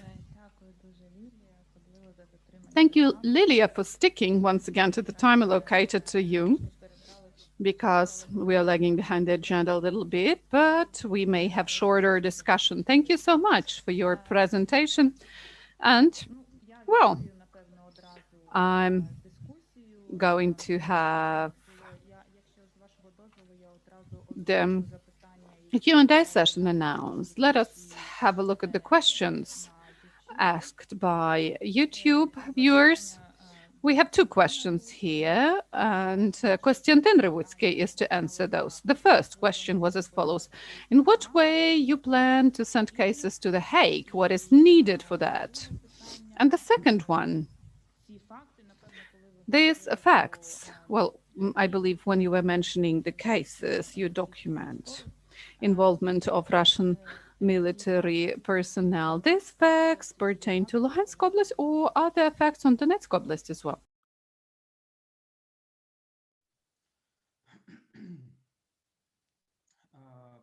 На друге питання, факти є і по Донецькій, і по Луганській області. На перше питання особисто наше... Костянтин, вас не дуже добре чутно чомусь, не знаю що. Konstantin, somehow we do not hear you. I don't know what's wrong with the sound. Can't you hear me? No. I don't know what the problem is. Can you hear me?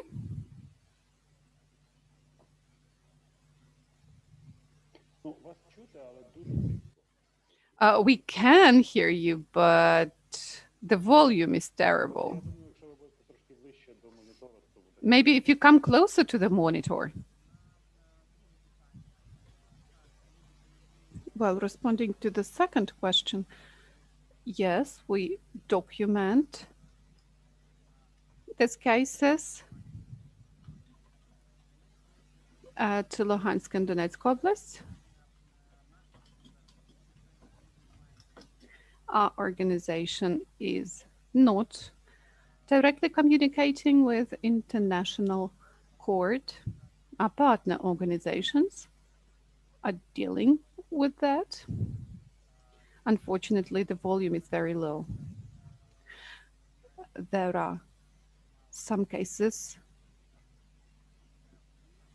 which are taken care of by the General Prosecutor's Office, and we strongly hope they will be actively involved into the process, because the information, the evidence was given to all the law enforcement agencies,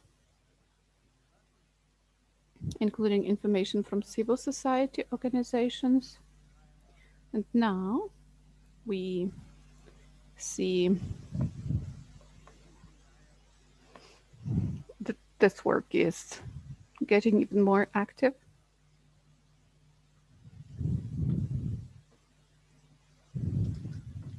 Can you hear me?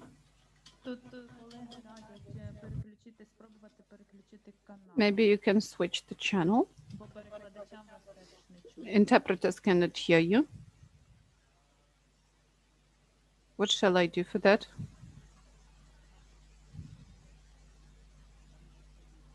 Maybe I will re-enter this meeting. Yes, sorry.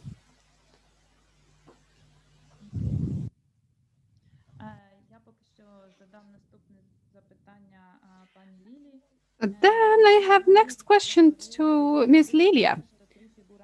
Lilia, you were saying that Hizbut Tahrir was involved in human rights advocacy, right?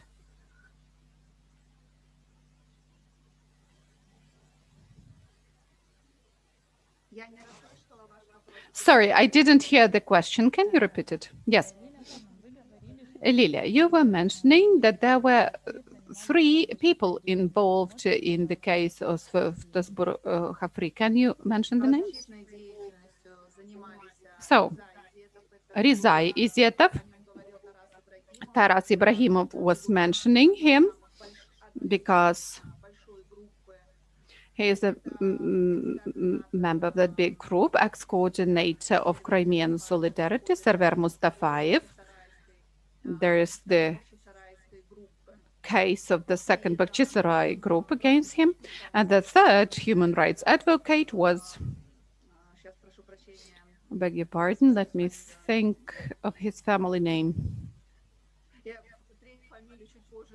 I will mention the third name later on, not to give you the wrong information. So these two human rights defenders were the key locomotive. Yeah, sorry, I'll mention it later. Спасибо большое. Thank you so much. Мені здається, повернувся до I believe we have Mr. Kostyantin with us already. Are you back? Так, я спробував Yes, перенайти I'm back. іншого пристрою. Так, Yeah, we can perfectly hear you now. That's very good. Shall I reiterate what I was mentioning? Oh, yes, briefly, please. Thank you. Okay, Отже, so повторюю, I'm repeating. ми працюємо We зі свідками злочинів work with були скоєні the witnesses of crimes which were committed in times of war in Donetsk and Luhansk oblasts, in both oblasts. And the coalition has gathered several thousands of such testimonies, statements. Then, роботи з what pertains working with the International Criminal Court, our organization is not directly communicating on these cases with the International Criminal Court. Other civil society organizations are doing that. And what is important, General Prosecutor's Office is dealing with that, the war unit, as they call it, or the War Department. Their participation the recent year and a half got intensified, and we believe that's a very good trend. We strongly hope it will be there for long. On our side, we are ready to cooperate with the General Prosecutor's Office to give them all the information we've managed to collect. And we are sure інформація, яка передається that information which is being provided by the prosecutor's office to the international court will matter more than the information provided just by civil society organizations, which is, of course, of vital importance. Дякую. Я просто додам. Thank you so much. Let me also add that the war unit or peace department, the full name would be the Department of Supervision over the crimes happening in terms of military conflict. That's a longer name. War unit is shorter. A peace department. Then, colleagues, I'd like to ask everybody present here in Zoom, do we have any questions? Do you want to actually reflect or answer the question I was asking at the very beginning? What do you think? What is common between the situations in Crimea and Donbas, and what is different there? Yeah, you can raise your hand, or I believe reactions allow us doing so. Yeah. Or maybe I see Kostyantin physically raised his hand. So, Так, я хотів Yeah. поділитися своїми I would like to share my під час свого виступу. Як на мене, beliefs, views. So, as to me, в Криму та на Донбасі occurrences in Crimea and in Donbas in spring 2014 were developing according to the same scenario. відмінностями. There were some differences. For example, in Donbas, Russian army was not working since the first day as it happened in Crimea, but it all started Активного завезення, with тобто спочатку massive bringing of people from the territory of the Russian Federation to Crimea and to Donbas. не озброєних ще на той момент Back then, they were not armed. There's militants, young people, and not just young people, by the way, and representatives of various social groups. і показати And their goal was to show this антиукраїнського massive presence of anti-Ukrainian local residents, частина людей, які meaning that people in the Crimea were against Ukraine. That was their goal. So, actually, people from Russia were involved to that. We have experience of communication with these people in the Crimea, and we've talked to these people in Luhansk as well. So, they committed the first attacks on the pro-Ukrainian rallies because the local collaborants were not ready to shed blood. And this role was allocated to Russian citizens, Russian political tourists, as we call them from time to time. Then,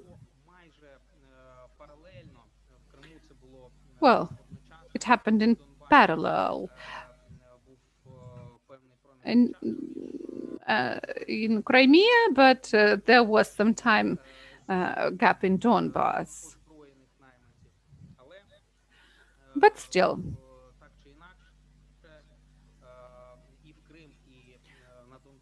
we still see armed Russian militants in Crimea, in Donbas, these Kazakhs groups, and some of those groups were have pretended to be locals. And let me reiterate that in Crimea, this happened at once, and it took some time for it to happen in Donbas, and then regular armed forces of the Russian Federation arrived.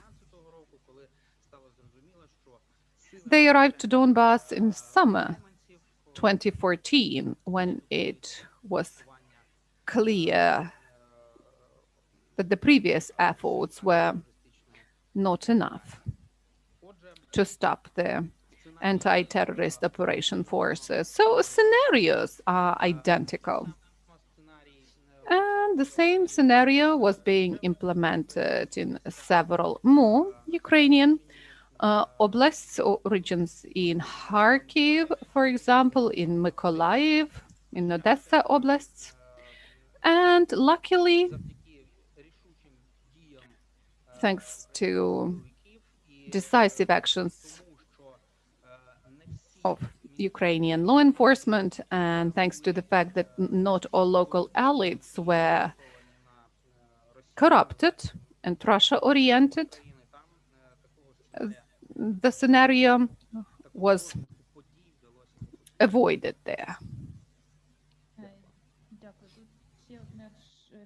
Thank you so much. And another quick question to you here.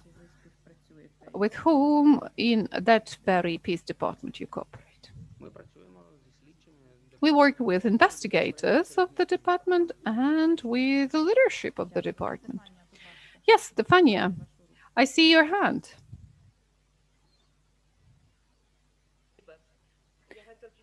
Thank you so much. I wanted to add a little bit. I agree with what is mentioned by Konstantin, that scenarios were similar.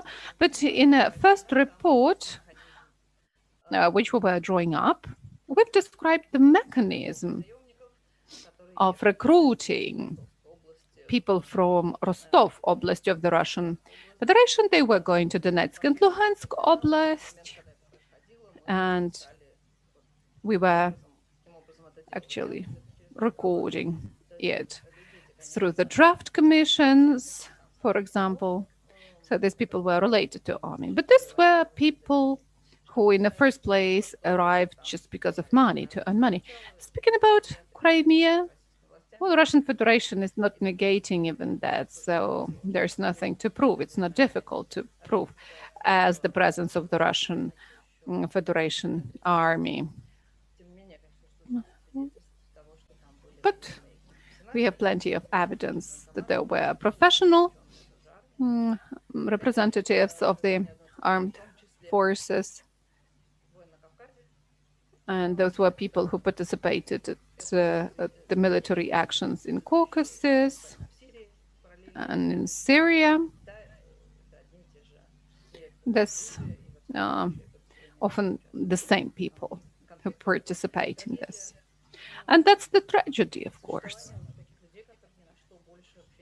That's the tragedy, that we have these people who do not know what to do with their lives, but are just shedding blood of their neighbors, people from the neighboring country. Thank you. Дякую. Thank you. Anybody else? Any remarks, questions, any reflections? Я не бачу більше I don't see any other hands. ніяких інших проявів.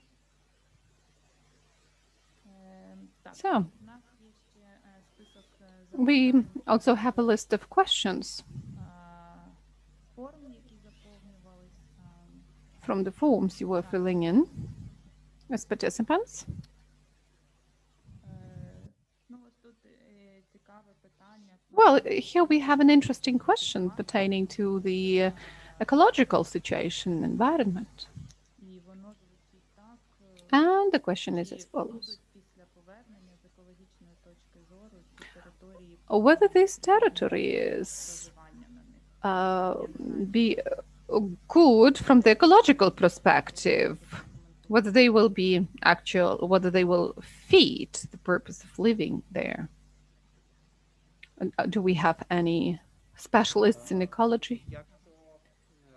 Well, if I may, let me try answering that. I'm not an expert in ecology, but the situation is even better than we see in Atlantida movie. That's not the documentary, you know. So let us not believe everything mentioned in Atlantis movie.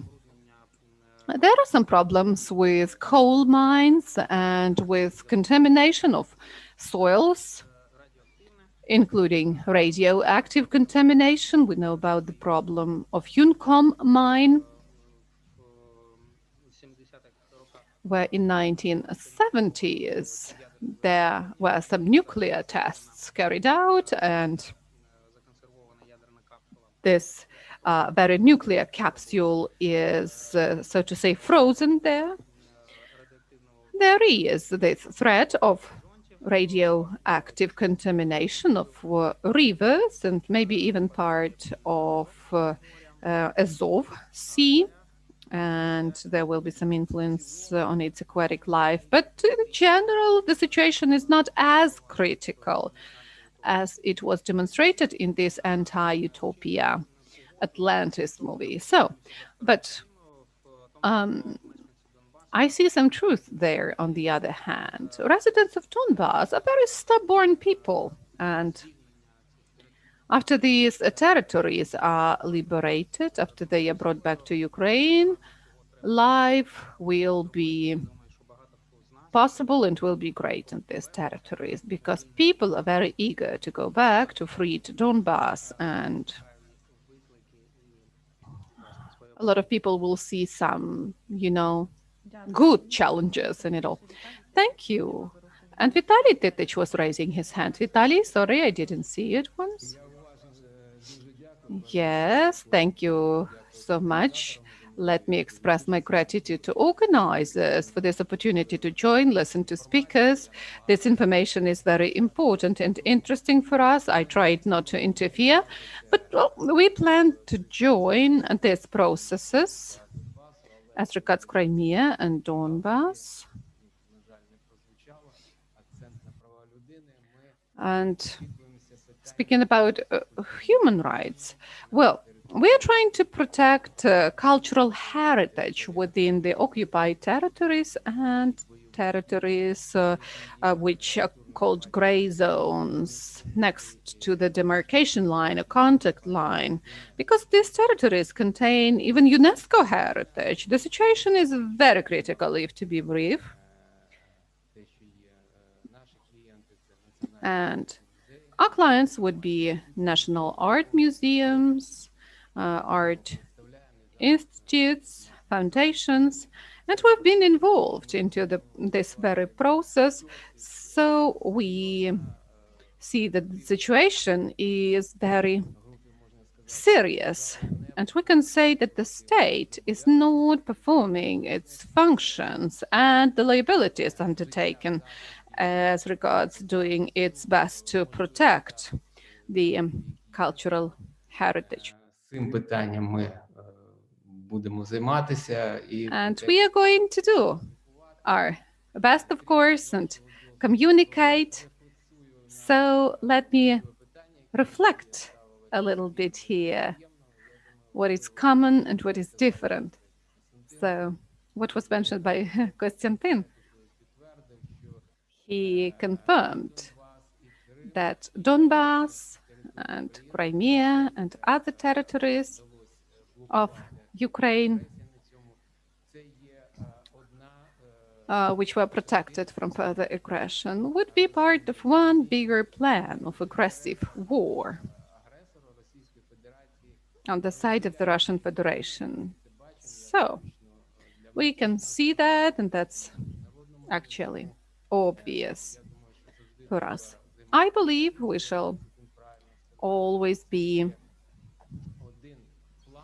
reiterating that that was one plan of the aggressive war, but they are changing their tactics according to the changing environment, changing conditions. Nevertheless, if to speak about what's common would be aggressive war, according to norms of International Criminal Court, and what is actually common, that non-conventional means are used, something like terror. The facts speakers were mentioning, starting from Irina, about the events which were taking place, terror, intimidation of citizens, and actually people who lived within these territories. Some of them didn't have any position, any political, national position, right? So it was their key stake. So we have to register that, and this is something which can be subject to consideration in the International Criminal Court in compliance with Rome Statute. Thank you, Mr. Vitali, for very good comment. So time-wise, I see we have to finalize the conference. Do you still have any comments? A desire to reflect on anything? Okay. I see that we've discussed it all. Then I would like to give the floor to Wayne. Mr. Wayne? Thank you, Nadia, and thank you to all our speakers and participants. It's been a very interesting conversation, and it's highlighted to me, at least, well, first of all, the importance of trying to discover and uncover the parallels and the commonalities between the two situations, Crimea and Donbas. And secondly, what it's also reinforced in me is the need to uncover the truth through listening to as many diverse voices as possible and through as much cooperation as possible. It seems to me, having listened to what has been a fascinating insight into personal experiences and also the experiences of human rights defenders, is that there are huge parallels between the two situations, whether looking at the broader causes and the reasons why the conflicts continue, but also looking at the specifics, whether the participants, the way in which arming takes place, the way in which recruitment takes place, the way in which the human rights violations take place, whether detentions or the attacks on human rights defenders, the attacks on minority groups, and so on. These are the parallels which the various voices can educate us upon.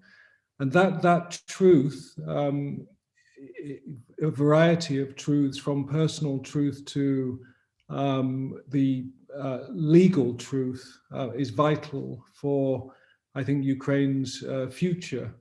And of course, what is also clear from this discussion is how much work there is to be done. And I mentioned there the vital, and speakers have mentioned this, how vital it is that that work is done and how much it is necessary to cooperate to get that work done. And not just in Ukraine, but across the region, from Georgia to Armenia to Belarus, to gather those voices and gather that information to ensure that across the state level and non-state level, across the different professions, across different aspects of civil society, joining hands, if you like, to uncover the truth about what Russia's involvement is in Ukraine. And by doing so, it seems to me that we may get closer to understanding precisely what happened. And I include in that the need and essential discovery of what the legal truth is as well. And much has been said about the International Criminal Court, but part of that responsibility, a large part of that responsibility, must rest upon Ukraine also, the Ukrainian government.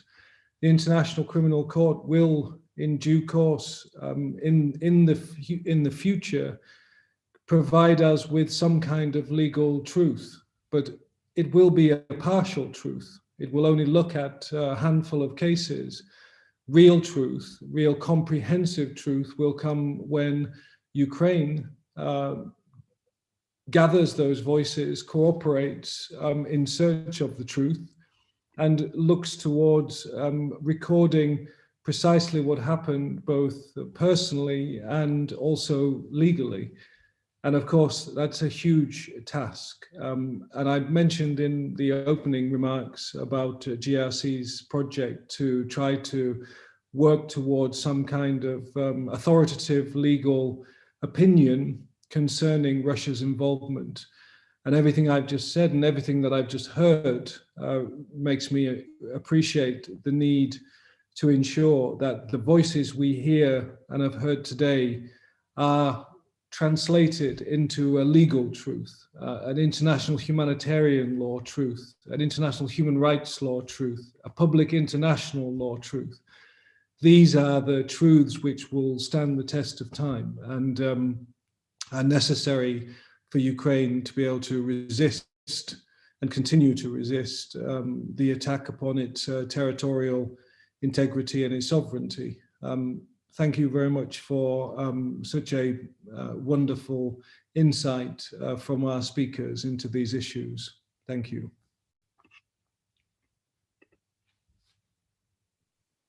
Thank you, Wayne. Дякую всім учасникам, організаторам. Many thanks to everyone, to all the participants.